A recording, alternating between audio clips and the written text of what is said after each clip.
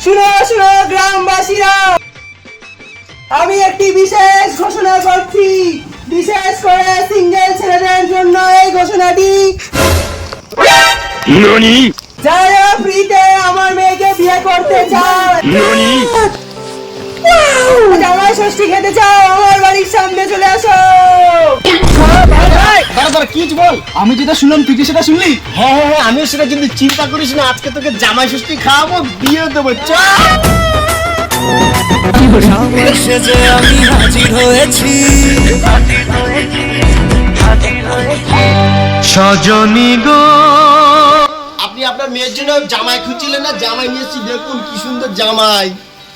রূপবান, ও আমার রূপবান, এই মেয়ে দেখলি তোরে পছন্দ করবে, তোর যা কালো বুধাই মার্কা মুখ। তুই কোনো চিন্তা করিস না, মেয়েকে শুধু একবার আসতে দে। বাইরে আসো তো, আসো, তোমার জন্য পাত্রে আইছে, চলো।